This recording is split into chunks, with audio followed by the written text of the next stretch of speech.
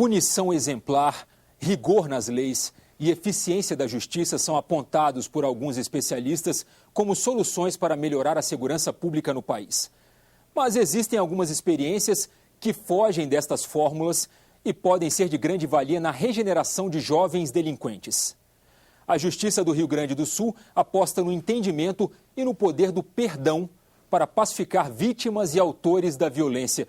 Você vai saber como funciona a justiça restaurativa. E ainda, as iniciativas do Senado para aperfeiçoar o sistema de segurança pública no país.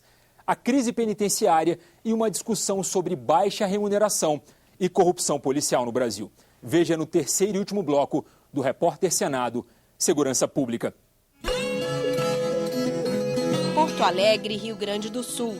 O Fórum da Capital desenvolve um projeto modelo na Vara da Infância e Juventude. É a Justiça Restaurativa, um procedimento que promove o encontro do acusado do crime com a vítima. Nós vamos buscar, ao invés da discussão da lei ou da transgressão da lei em abstrato, o foco na reparação dos danos causados. E com essa questão nós vamos introduzir uma personagem normalmente ausente no processo judicial, que é a vítima. A vítima normalmente é trazida apenas como um instrumento de prova e não como um ator proativo do processo. E nesse processo restaurativo, a vítima então é solicitada a fazer as suas reivindicações diante do ofensor. Daniela passou por esse processo. Foi condenada por tentativa de homicídio, cumpriu a pena e conta como foi sua experiência de poder conversar com a vítima. Infelizmente eu agredi a Ariana, dando golpes de faca nela, que foi por esse motivo que eu fui para a FASE. FASE é um instituto socioeducativo para onde voz de menor, né? E minha irmã foi pro Peritê, que é a casa feminina para adulta, né? Daí, enfim, eu tive esse círculo com a minha família.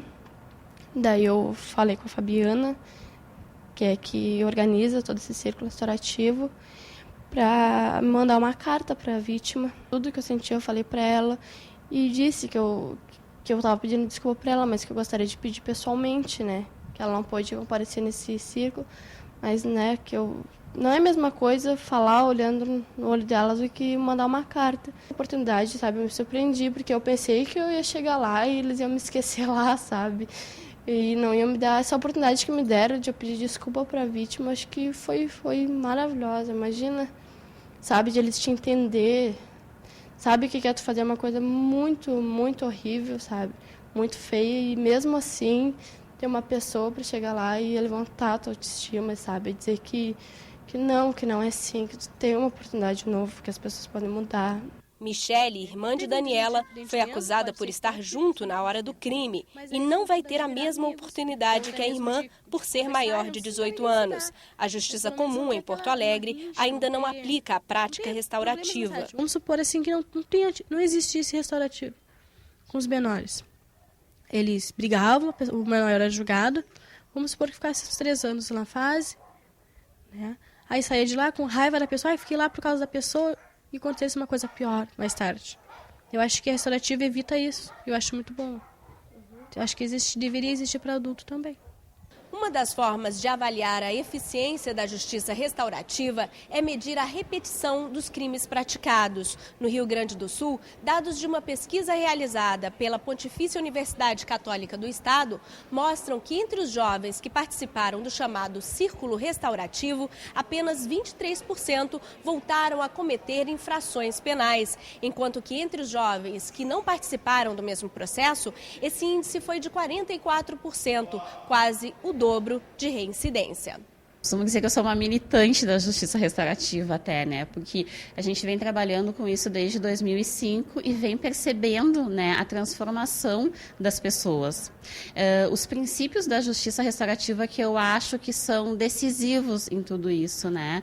A responsabilização do adolescente, um encontro baseado no diálogo, o direito à palavra a essas pessoas que na justiça comum eles não têm, né? Então, muda um pouco o foco de justiça, da forma que se fazer justiça. Nós tivemos um período entre 2005 e 2007 de atividade monitorada por um projeto, onde tivemos números de 380 casos realizados, no juizado de Porto Alegre. E desses 380 casos, nós tivemos um índice de satisfação das vítimas de 95%, se declararam satisfeitas de terem participado de um procedimento, 90% dos acusados. E note-se que isso na justiça tradicional oscila entre 10% e 12%. No Senado Federal foi reinstalada a Subcomissão de Segurança Pública, que está encarregada de reunir todas as propostas sobre segurança em tramitação. Entre elas está a que dá autonomia aos estados para decidir sobre a unificação das polícias civil e militar no país. Outra proposta estabelece um piso salarial mínimo para os policiais. Nós aprovamos aqui uma proposta de emenda à Constituição nesse sentido, que estabelece um piso nacional de salário para todos os policiais do Brasil, inclusive para os guardas municipais que passam a ser, para essa finalidade, considerados auxiliares da segurança pública.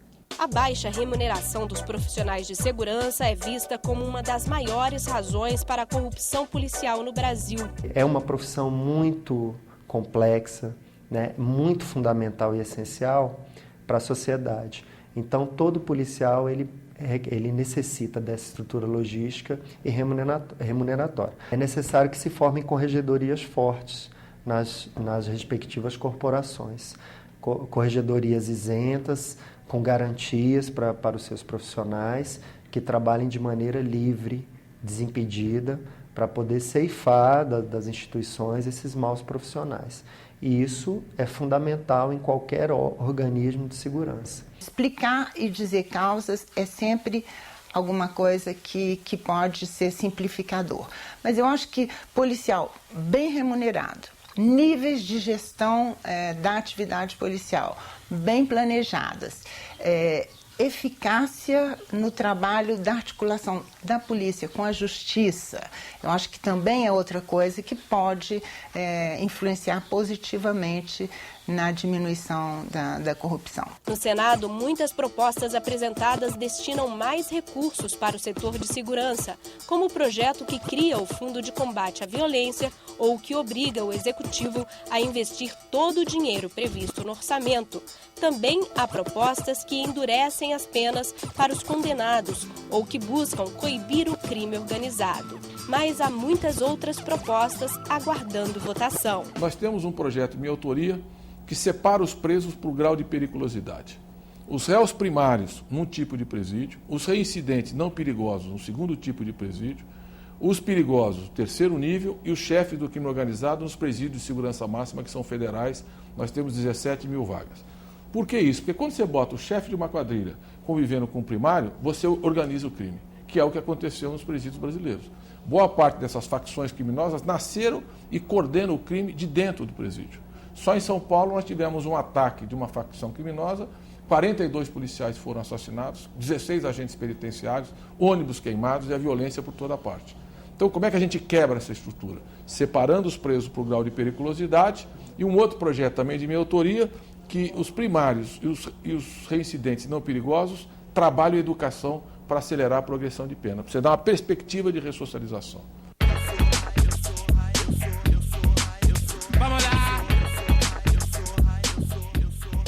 A crise penitenciária é outra questão muito debatida quando o tema é segurança pública. Acredita-se que faltam no sistema carcerário brasileiro 170 mil vagas, segundo o Conselho Nacional de Justiça. Qualquer crime dentro da cadeia é responsabilidade do Estado. Então, se o cara mata na rua, é mais um crime, abre mais um inquérito. Então, os presídios não estão sendo realmente tratados com o rigor e observação necessária para evitar a formação de quadrilha. Os comandos hoje estão dentro dos presídios. Você vê, Pombo Correio hoje não leva mais bilhete de amor. Ele leva um telefone, leva droga, leva um monte de coisa. Hoje o Brasil, para você ter uma ideia, está beirando aí 500 mil de pessoas presas, né? Então nós temos que fazer talvez algum esforço para tirarmos 1/3 dessa população que hoje não deveria estar presa do sistema prisional. Isso já aliviaria muito, né? E também alguma legislação que desse conta do problema do egresso, porque o egresso do sistema prisional ele não tem muito acolhimento da sociedade, ele não tem como lidar, e isso é responsabilidade de todos, do empresário, do político, da polícia, enfim, do judiciário e da sociedade em geral. Muitos desafios, muitas ações, mas como tornar mais concreta a solução para um problema tão complexo como a segurança pública no país? O que é essa violência? Porque senão corremos o risco de reproduzir aquele raciocínio que entende, por exemplo, que a pobreza seria uma das causas da violência. Vamos entender a pobreza como violência. A nossa rotina tem sido a violência, e a saída para a violência não é mais violência. A legislação brasileira ela é absolutamente permissiva. Matar alguém no Brasil é como chutar um cachorro, não tem diferença alguma.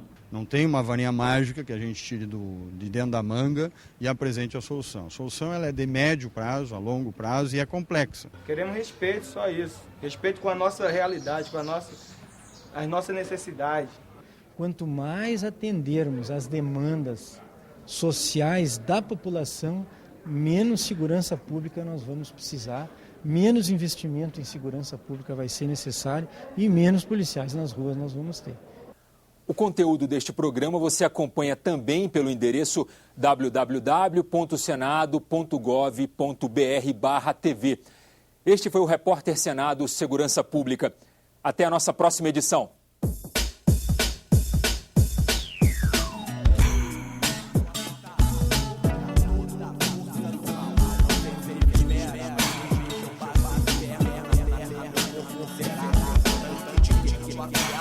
Tá